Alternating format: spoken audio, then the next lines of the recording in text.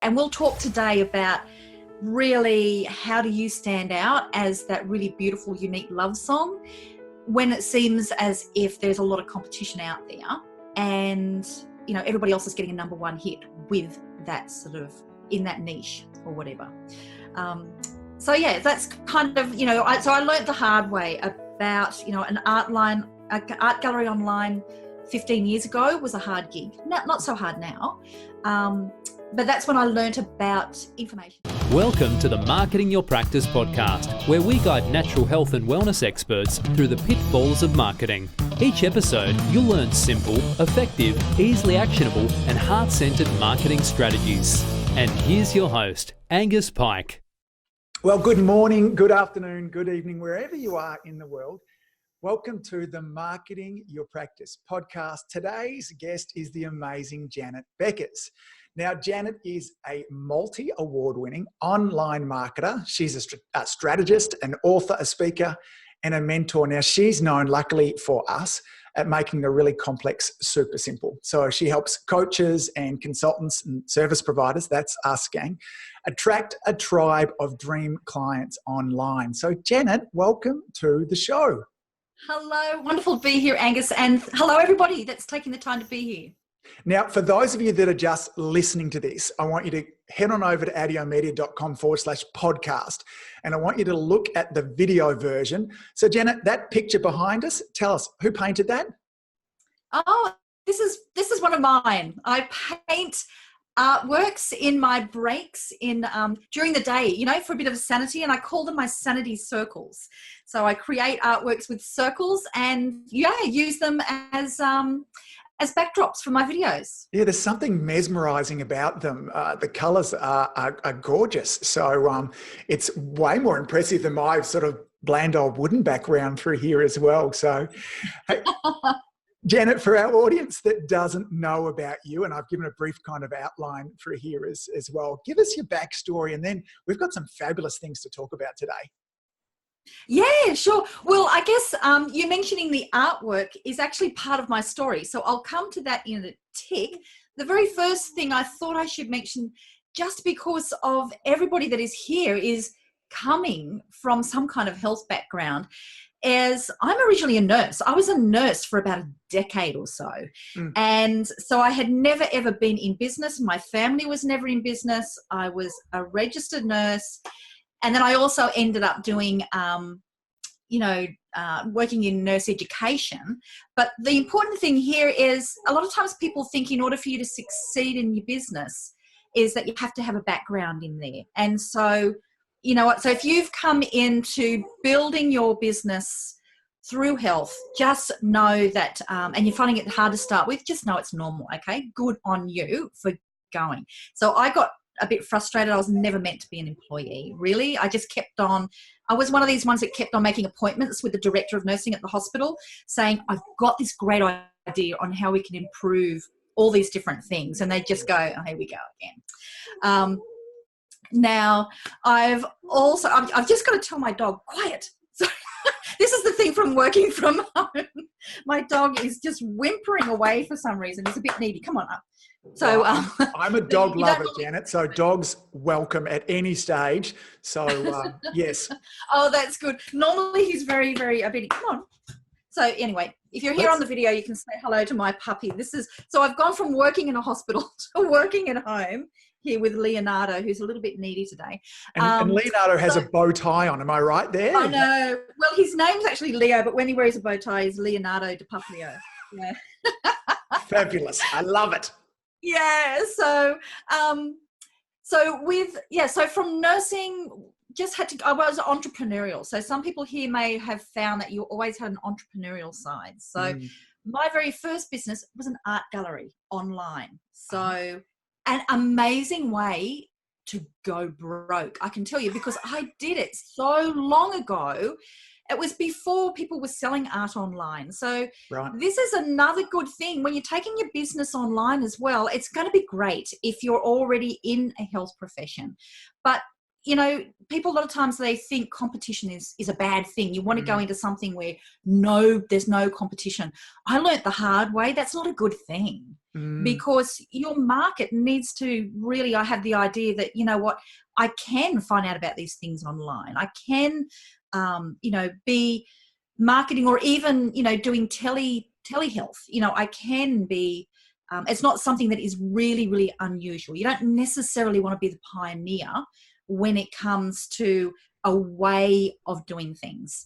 So I learnt the hard way through trying to sell original art online. I had the biggest art gallery in Australia, artists all around Australia, the largest number of artworks, all original artworks. It was so hard. Right.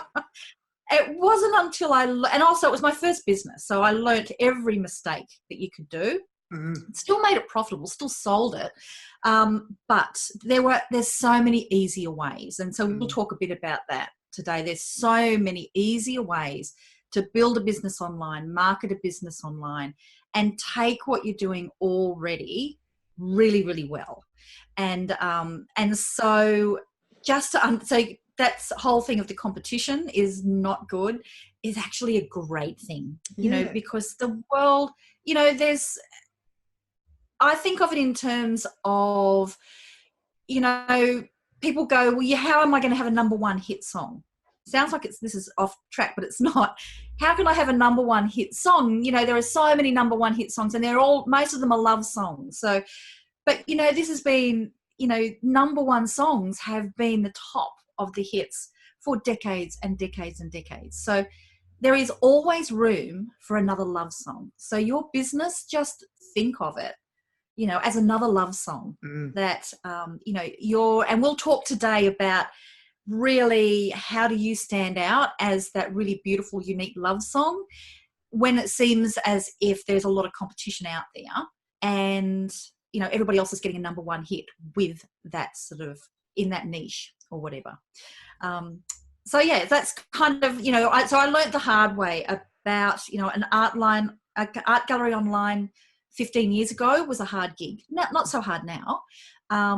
But that's when I learnt about information marketing, about being able to create something once and then sell it over and over again. And once I realized that, once I started actually learning how to do online marketing after I'd been running an art gallery for 5 years, is I thought, oh, this is so much easier. So since then, my whole business has been around initially finding the most successful women online and, you know, and packaging all of that information together. It took off so fast. And that's a story on its own. But what I have been doing in the last year or so is that business got me to the point where I wanted to grow further, but a business around women mentors wasn't getting me to where I wanted to go. There were a lot of people now who could do a great job on that. And I really wanted to make my system, the way that I do things, become the hero. The system be the thing that's really helping people get results rather than it being me focusing on collections of stories. Yeah. So those different models worked really well, but in a real, you know, 15 years in a nutshell, of finding the right things that suit you at the right time. So now romanceyourtribe.com is my main business, and it's where I've consolidated everything and simplified to help people to get results, to attract their tribe online and position themselves as a tribal business leader. And I'm loving it. It's simple, working with great clients. And it's kind of the culmination of all of that story to this point. Yeah. Now you differentiate between two things which I've not seen anybody do beforehand. The concept of an influencer, which in itself is a new word that really didn't exist in the context that we're talking about now. The difference between an influencer and a tribal business leader. And it's a lot of what we're going to talk about today as well. So can you differentiate between those two terms, and let's lay out a roadmap of certainly how we could kind of look into those. Yeah, absolutely. You know, this is something where I see that people get mixed up, because a lot of times when you're looking at how am I going to create success, how am I going to stand out amongst that huge sea of people who seem to be doing the same things? You know, there's that all those love songs that are out there. And so you'll start looking at the people who you can see as having a high profile. It's great. It's a good thing to do. Look to see what's working. Now, where I'm seeing that people are making mistakes in their own marketing, if you are the expert at what you do, is they're mixing up that influencer and tribal business leader. And there's a lot of overlaps, but the distinctions are really, really important. So we'll talk about first of all, what are the things that they have in common? And then I'll point out to you the two things that are different, because it's going to change entirely how you market. So with an influencer, they're all about transformation, and the same with a tribal business leader. And so that transformation is, you've got people who are at point A, and for the majority of people who will be listening to this, you've got people who are wanting to have some kind of transformation in their health. There is something that is causing them a frustration, some problems, or they're not getting to the aspirational level that they want. So that's their point A. Now, point B is going to be the kind of results that that you can get clients. So that's going to be it's going to be good health. It might be, extreme fitness, whatever it is that you work with. So that point A to point B in between is the transformational journey. Now, this is not a new concept. I'm sure people here you can see where you are, where you take people from point A to point B. Now, an influencer does the same thing. Now, but what an influencer is doing is they are taking people and showing them what it can look like to be at point B, to have got the transformation. So it's very, very much around aspiration. They will be sharing a lot of, when it comes to the marketing, there will be a lot of, motivational quotes. There'll be lots of photos of them, living the dream. There will be lots of stories, and they can still be very humbling, transformational stories, but it's more about their transformation that they have gone under. Now, with the transformational journey there that an influencer is working on, it's very much they're really looking at numbers, because if they're going to be making money from it, very often it's going to be around getting some kind of some sponsorship, or it's going to be around getting speaking gigs. It's going to be around books. Now, as a tribal business leader, you can be using a lot of these same things yourself. That will be, especially if you are an example of success, if you're actually entering in what you're doing because you've got the results yourself. And so I just locked the dog out. We just pushed Leonardo to the side there. Leo's out the door. He's left the building. Absolutely. So with both of those, the influencer and the tribal business leader, both have those overlaps there. You are inspiring people. You're showing people what it's like to get from point A to point B. Now, here is the big difference for a tribal business leader, and it's where a lot of people get mixed up, is a tribal business leader will not only inspire, they not only know who their tribe is, so they've identified who it is that I work with and who I want to inspire, like an influencer. A tribal business leader has the process. So when we've talked about going from point A to point B, I know anybody listening to this, if you are in your field of expertise, if I said to you, if I can get you the client who you know that you love to work with, if I can get you that client, can you get them results? I know people here are going to say, yes, give me the right client, I can give them the results. In order for you to be able to say with confidence, yeah, I can get them results, I know you've got a process. That step-by-step process. Now, when it comes to a tribal business leader, they have the process, and it's that process that is differentiating them from everybody else that is around doing the same thing. Now, a influencer does not have the process to help you get there. And they do not have a way to guide you through that process, whether it's in person through therapy or whether it is through something you're doing online.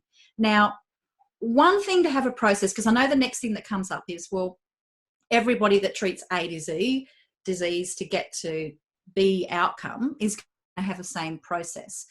This is what a tribal business leader does, and an influencer does to some degree if they're clever, but they don't do the whole process, is you will develop your own language around that process.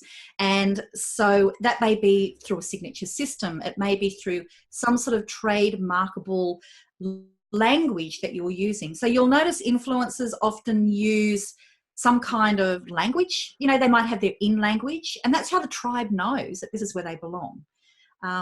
A tribal business leader uses it in a much smarter way, in that they're giving the steps in their system, in their process, they're giving them distinct names. So even though you may be taking people through very similar processes, a tribal business leader will stand out because of that languaging, and it's all around the system. And I imagine this is probably something that you talk about as well, don't you? I mean, that's because I know that you help your clients to get results. So that would be, is this something I can imagine that people would be familiar to that process? Yeah, well, we talk a lot about the importance of frameworks and systems and how organizing your content into a framework, one, makes it much more easy for your audience to consume and be able to listen to. It lets them know where they are in the journey, but it also ups the value of it. You know, when I'm going to say, look, I'm going to share with you today my 5-part video framework that helps you make magnetic videos. You know, it's different from me just saying, hey, listen, I'm going to show you how to make videos that people will like. So, you know, languaging is really important. I'm sitting here kind of listening to you talk about it at the moment there too. And I'm wondering, because of our audience is going, you know what, yeah, look, I'm really great at helping people lose weight, get rid of their headaches, help their backs to feel fabulous as well. How would I come up with my own system or framework or language? Do you have some advice for how people can develop that?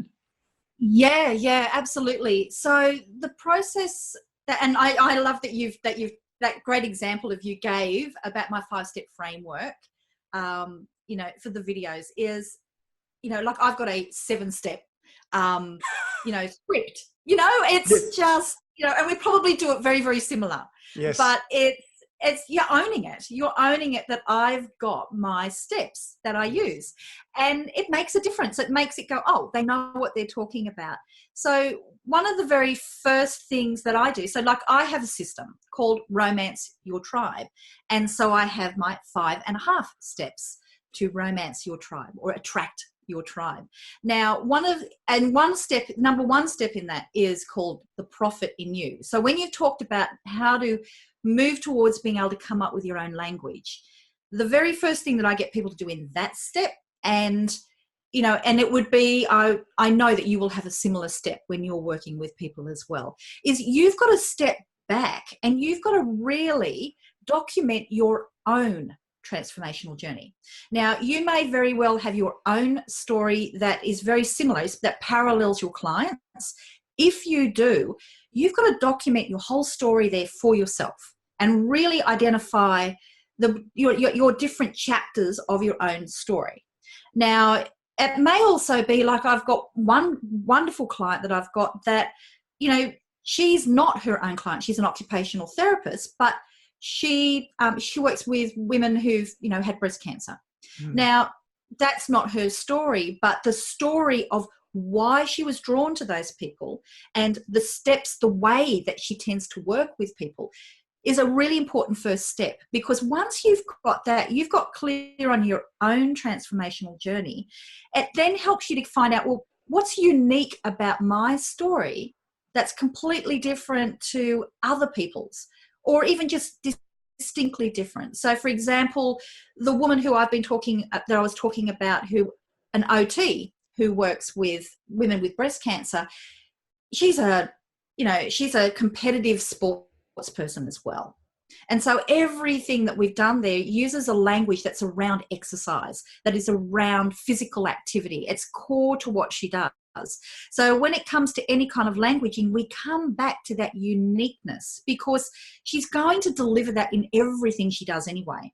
So your own story, very often you may discount it, or you may think you're looking too general. Take that time to really document the whole thing.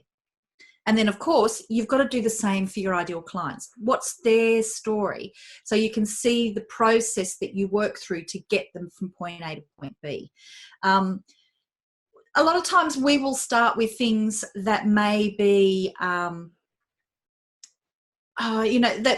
a lot of times we will start with something that you may be trying to work around a theme or an acronym. These can be great starters to help people. So, I've had attract. I've had people who do stuff that may be attracting clients or attracting, talking about law of attraction. They may start with something like attract as well, and then just starting off with some of those things to work out, can I come up with a language that fits into some kind of acronym, can work out really, really well. Or it can be the story. When I was talking about identifying your own path, one of the clients I'm working with at the moment, we documented that she's, traveling and traveling light is actually something that's been a core part of her whole process. She's lived in lots of countries and it's always been a journey. And so that's also congruent for her clients as well. She takes them on a journey. So in her case, we started looking at all the things to do with travel and what was congruent, what felt right, to be able to come up with that language. So, so that's my, answer. When you're coming up, don't try to be too clever, but make sure it's really based on your own story, because it just makes it so easy for you to then be able to share through your content. It's going to be congruent without even trying. Yeah, got it. And so we have, and again, in terms of where we are in this journey now, when we're talking about a tribal business leader, there is a backstory for so many of them. And I know for me in particular, the backstory took a long time for me to really put a lot of the pieces together, and it's still a piece in work now, so as you're listening to this too, don't expect that you might be able to come up with that perfect acronym now but think back, you go, okay, look, I love working with people with weight loss. And the key things that I talk them through is, how to exercise properly, how to manage their eating, how to manage their sleep, and then how to manage their stress. And you go, okay, there's 4 parts to that. So now this becomes Angus's 4-part weight loss system.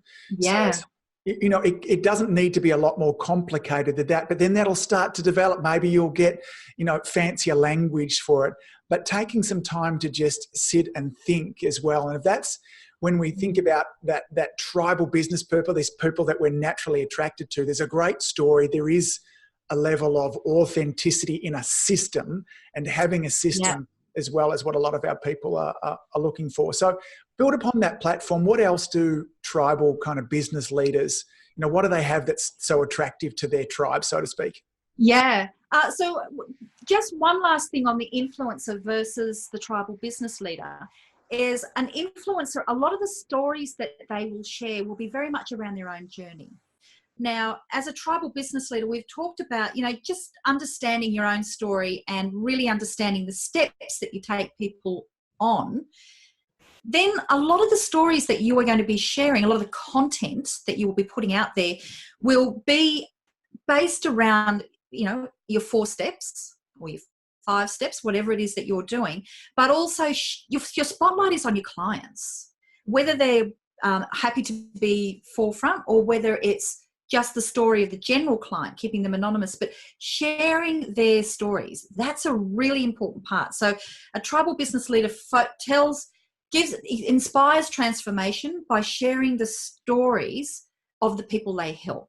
Whereas the influencer, it's not a big part about what they do. And it's a very different way of marketing. You also don't need to be in your face as much. It doesn't have to be me so much. It becomes so much more around the transformation. It's a lot less work actually when it comes to the marketing.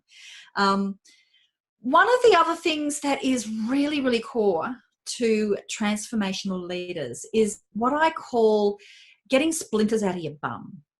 And this is, think to yourself about, well, everybody that's listening here, why are you following Angus? Like, what is it that has drawn you to him and to be listening to this podcast as opposed to somebody else? And what a leader does is they know what they believe when it comes to their particular niche. So I think of it as splinters in the bum for this reason. People who sit on the fence, if you sit there long enough, you're going to get splinters in your bum. So what you want to do is get those splinters out. So you've got to jump from one side to the other, and you have got to announce, this is the side of fence that I belong in. So, and like a really classic one for people who are following a lot of people on social media, you may have come across Gary Vaynerchuk. Yes. There's going to be the side of the fence of, I believe in the hustle. Like, I take pride in working hard. I take pride in doing what it takes to get there.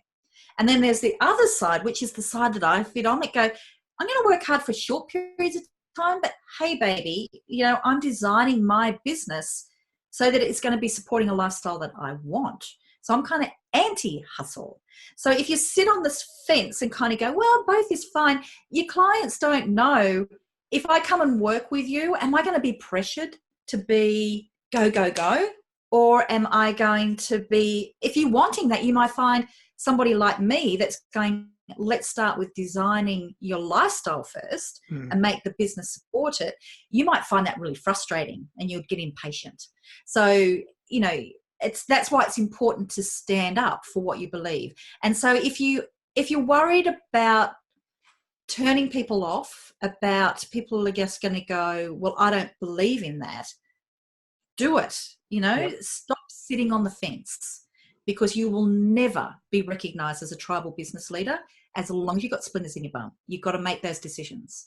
It's such a, we talk about kind of frameworks and your own languaging. When I read that in preparation, I thought, what a neat way to look at it too. I once heard a speaker talk to me about magnetism. And he was talking about, if you think about a magnet that's incredibly magnetic, when you spin it around the other side, it's also incredibly repulsive. And so many of us, as certainly the service providers that we're dealing with here, we're so touchy-feely, and the thought of rejection just horrifies us. And that's what drives us to want to sit on the fence and try and help everybody as well. But my contention is, when we try and help everybody and we don't take a stand for something, then we end up helping nobody. So do you have any tips to kind of help your audience, or this audience now, help to get over that fear of rejection, of being repulsive to some people? Oh, yeah. And this is, it's not something like me just saying to you, choose which side of the fence you're going to jump, baby, and stay there, is easier said than done. Because once you've chosen that side of the fence, every time that there might be some perceived rejection, and that rejection could be seen in terms of, they're not going to pay me the money. So it could be in terms of, purely in a business sense, or it could be in terms of, they're not going to like me, which we can get them both mixed up. So I certainly understand that it doesn't, it's always a challenge to stay on that side of the fence and not climb back up again. And, that's one of the things that I struggled with for years and years and years as well. This is the way that I find that it helped me to stay on that side of the fence, and that it helps my client as well, is as somebody who has entered anything that's to do with health, I know that actually I would say every single person who is listening to this podcast really cares about people, and you want to help them to get their transformation. Your focus is on them. I know your focus is on them. When the focus comes back on you, it's normally going to be around a self-consciousness. Am I helping enough? Am I going to get rejected? So as long as you keep on reminding yourself, as soon as you start feeling self-conscious, be aware, hey, you're getting a little bit self-consumed here. Put your focus back onto the people who you help. Who can you help? You know that you can't help everybody. For example, with the example that you gave before about people who help with weight loss, you're not going to be able to help the person who is not committed to actually wanting to lose weight in the first place. So if one of the big things that you stand up for is, I only work with people who have made a decision that they are going to lose weight. Now, that's a tough thing to do because you're going to meet the majority of the people that you're going to meet, whether it's through your marketing online, the Facebook groups, the people who will be commenting on a lot of your things, may not be your ideal clients. So you're going to be meeting a lot of the people who love the idea, but they're not committed to doing it. So if you actually say, I work with people who are totally committed that they are going to lose the weight because of this thing, by getting off the fence and saying that, and I don't work with people who won't, you're actually having to reject some people. But by you rejecting people means that you are saying, hell yeah, to the people who you know you can get the results with. So always keep in mind who it is that you want to help, because those other people who really want to get the results, if they see that you're working with a lot of people that you're not holding those people to a high standard, they're not going to work with you, and they're not going to feel like they're going to get the results anyway. So you're actually rejecting them. It's a kind of a twist around. But for me, that's the most important thing, is focus on those people you can help the most. Yeah, I love it. And as we're sitting here listening, Jan, too, I'm reminded that one of the ways that we can attract a tribe to us is also by telling them who we don't work with and what we take a stand against. And if we use that example of the weight loss we were talking before, it says, listen, if you're one of those people out there that's looking for, the quick fix and wants to just do shakes and not make any change to your life, that's not me. I'm interested in working with people that are committed to changing their physical, mental, emotional well-being. So by taking a stand and saying, listen, I'm against that. I'm against the quick fix. If you wanted to just take painkillers because your back is sore, if you're not, then when we put that line in the sand or stake in the ground there too, that tells people what we're against, then it's one way that our audience says, hey, me too, I identify with you. It's important. Oh, absolutely. And you know what? When it comes to business sense as well, you do attract then the people who are willing to pay you more. Yeah. So for example, I've been doing a huge rebrand in the last 18 months, really consolidating everything under the Romance Your Tribe brand, and made a decision that I was not going to be offering any lower price programs anymore. Because at the lower price programs, I found that I was starting to attract people who were just going to put their toe in the water because there wasn't a huge commitment to them. And for me, that was frustrating because I wasn't seeing them get the results I knew they could. So as part of the new rebrand, I said, look, I'm only going to work with people who, we're going to get together on the phone, and I'm going to get them to fill out an application. And if I can't see that they are committed, not just to their business, but to the transformation that they create for their clients, I will only work with people who are genuinely wanting to create transformation for the people they work with. And if you're just in it because you think this is going to make me the money, no, we're not going to work together. If you're only in it because you think, maybe I'll do something, and by actually signing into a program, I'll do something. No, we're not going to work together. And as a result, you can work with less people, but they get better results. Your impact is so much greater.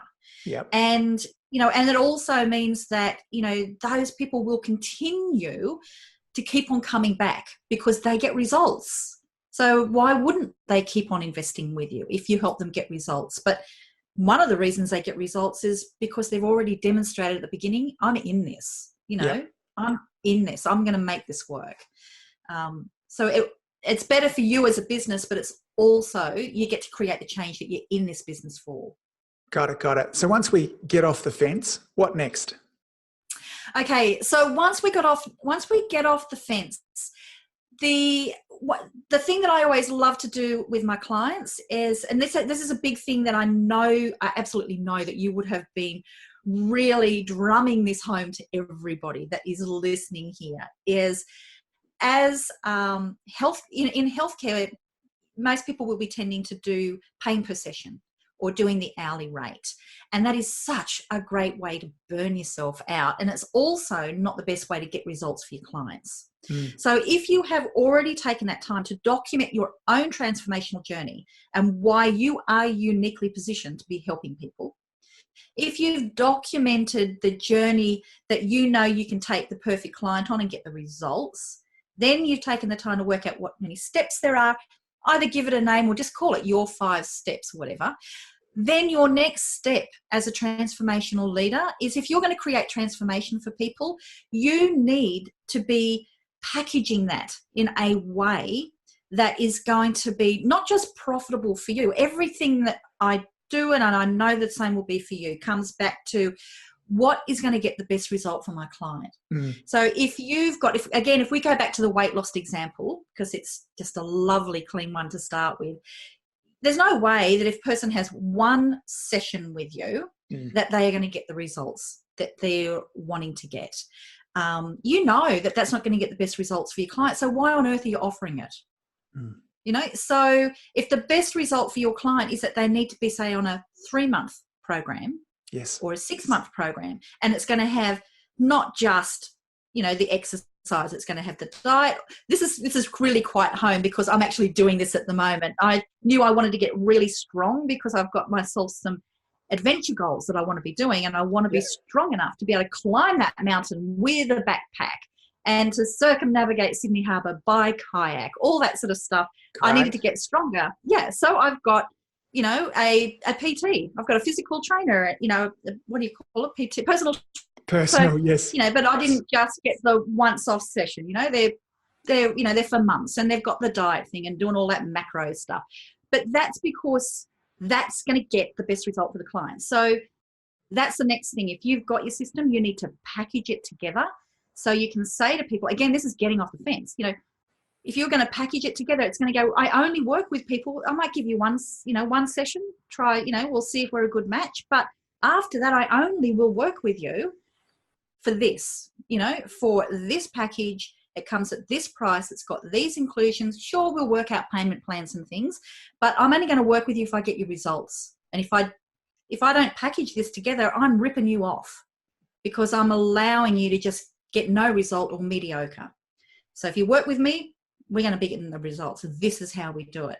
So that's the next step. So if you're going to be ambivalent with the client about the results that they get, keep on doing, you know, the one-off sessions and have to sell them into the next one. If you're seriously a leader about what you're doing and you are going to get them results, you have to be packaging. It's not just wise business. It's actually integrity. Yeah, and I can see how that, you know, in any journey, there are times when we all waver. When somebody has made the financial commitment in advance, then at those times of wavering, as opposed to me saying, Janet, I'm out of here, this is too hard, I'm committed. You know, it ups that level of commitment as well. You know, absolutely. Sometimes emotional commitment and financial commitment, in this case here, can be something that really helps somebody get to their end result. Yeah, and you know what? This brings it back full circle when you were saying about getting off the fence, like what can help people to get off that fence because they're afraid of rejection. When I said there, you've got to bring it back to the client, you know, what's best for the client and getting the results. I know without fail, once I start talking about, you know, you are packaging for profit, creating these packages, because a lot of times when it's talked about in terms of what works for you, as in, you know, how much money do you want to make this year? How many of these packages do you have to sell? All of that sort of stuff. If you're worried about, okay, well, nobody's going to buy it. You know, if I package something, I've been selling something already for, I don't know, $80 a session or whatever. Now I'm asking people to pay, I don't know, $2,000, $5,000, $8,000, whatever it is. They're going to say no. I know they're going to say no. If you can say with conviction, just like I did then, that I can't get the results for you in this, and I only work with people results. If you want results, this is what we do. They trust you. Like, you know that, you know, sure, it's going to turn away those people who would only in it really not really wanting to get results. They were only half in there.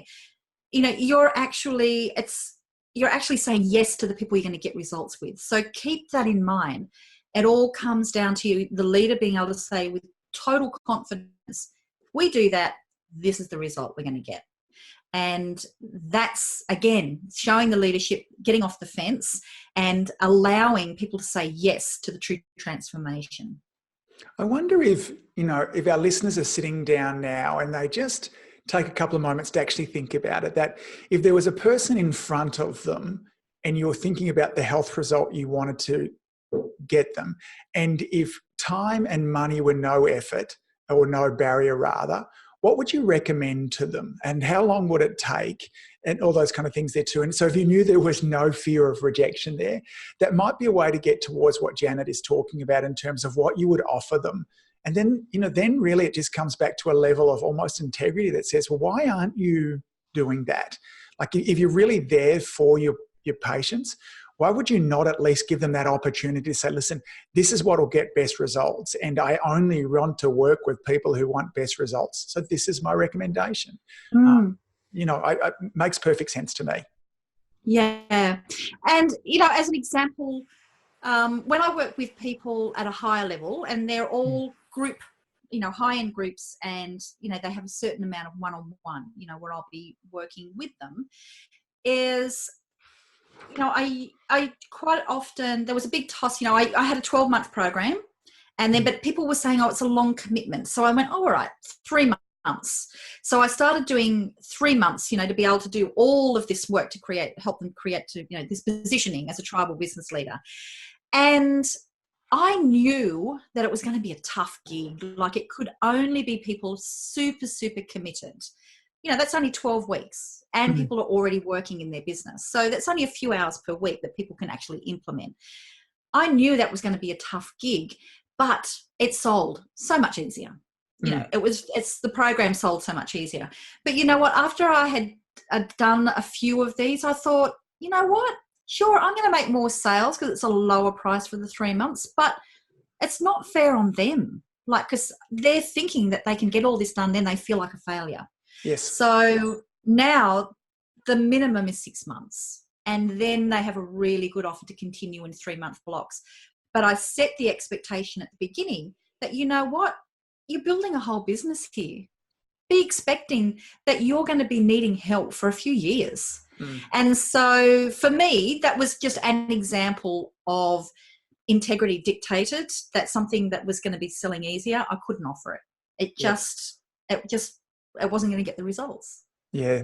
Authenticity. I mean, it all starts, and you've said this multiple times through here, when we were differentiating from the influencer through to the tribal business leader. The tribal business leader is focused and, or I would hope, obsessed with helping to get results. They have a system, they've got a backstory, they've packaged it in a way there too. They've taken a stand for something to help get their audience an end result there too. And I think if we're not really clear about the investment in time or money, then, we're not helping our audience get a result as well. So what comes next after this, Janet? Well, actually, one of the things that can probably help people is I've got an article on my website actually where I've got 10 things that all tribal business leaders have in common. So it's a really good thing for people to be able to just go back and do that bit of a check there. But one of the biggest things, and I want people to think about this because again, this is reinforcing around that tribal business leader is, and then we keep on coming back to different ways of getting off the fence that come to it. And one of those is an activity that I get my clients to do. And it's actually one of the first things that I did when I decided that I was going to rebrand my business and consolidate. Yeah. So, I kept on keeping the philosophy of addition by subtraction. So what can I remove from everything that I do that means that my business is simpler? And that also I can get results from my clients faster, because every time you add extra steps, what we think is over delivering, you're actually got a chance of overwhelming, and you're actually reducing the risk. You're reducing the chance that your clients are going to get the result that they want. So one of those is keeping them really simple. Yep. Now, as part of that, when I was consolidating into Romance Your Tribe, I decided that I was going to apply my own system so that as I redeveloped my brand and all of my programs, I was going to apply the system as if I was my own client. And one of the very first steps that I realized that I needed to do after to going through the profit in you, really working out your, what was my own story, and then my really understanding my avatar, my profitable avatar, their transformational journey, understanding the framework, packaging that for profit. You can see we've gone through these steps here. There was one exercise that I did right at that very beginning, and I've now made that core to what I do with my clients, is to come up with a list of things that I believe in business. Now, you can actually see the one that I came up with. I came up with 15 things that I believe in business. And I've got them on my website. So if you go to romanceyourtribe.com, you can search around there till you can find We Believe. Now, I really do hope to inspire people to do something similar in their own business, because it's not just, we don't believe in the hustle, or we don't believe in that you can lose weight by the quick fix. It also comes down to other things that you believe in business. So for examples, one of the things that I put in there is we believe in the power of scarce-sighted.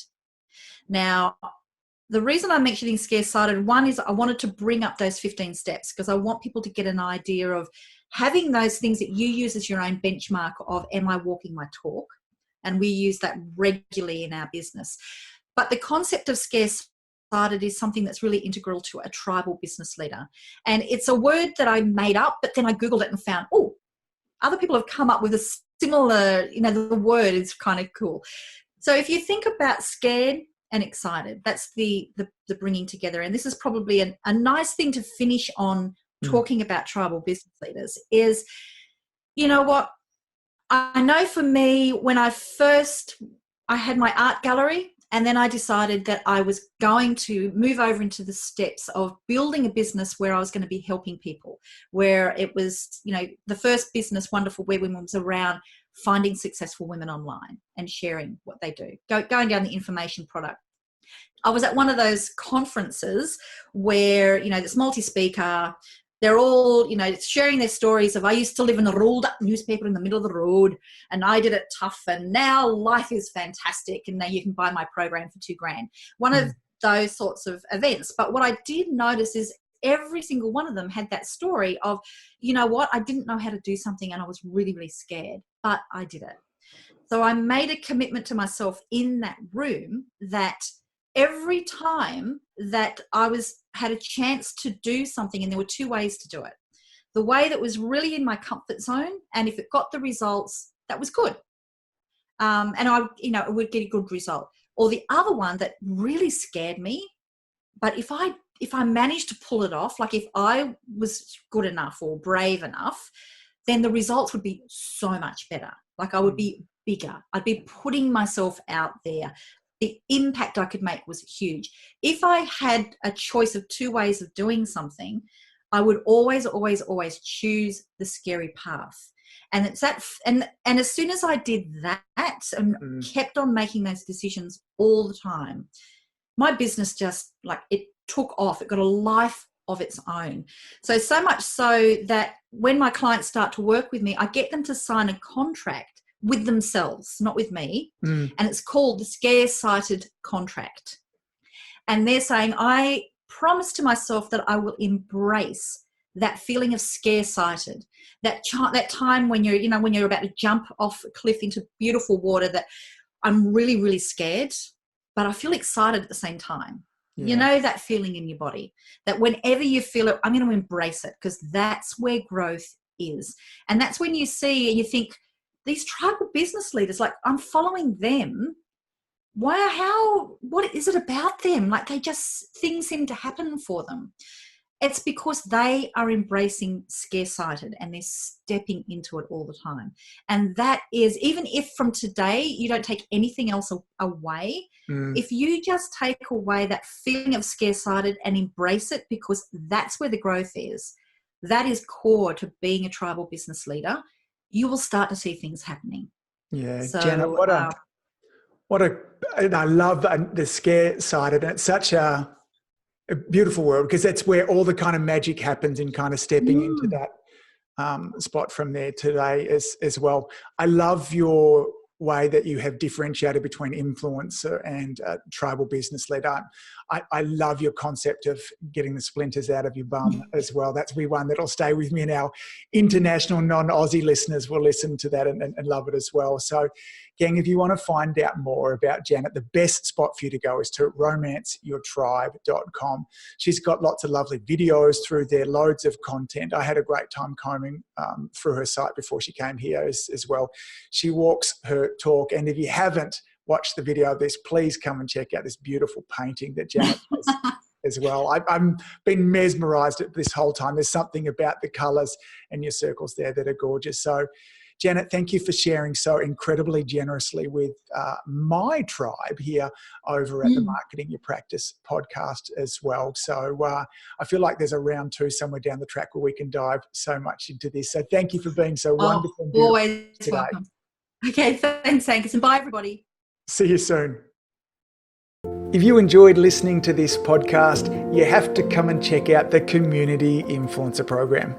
It's my monthly coaching program where we take all this material and I'll work one-on-one with you to apply, implement, systematize, and help guide you and your practice to the next level. Now you can join me on over at adiomedia.com/join. That's adiomedia.com/join. I'd love to see you in there.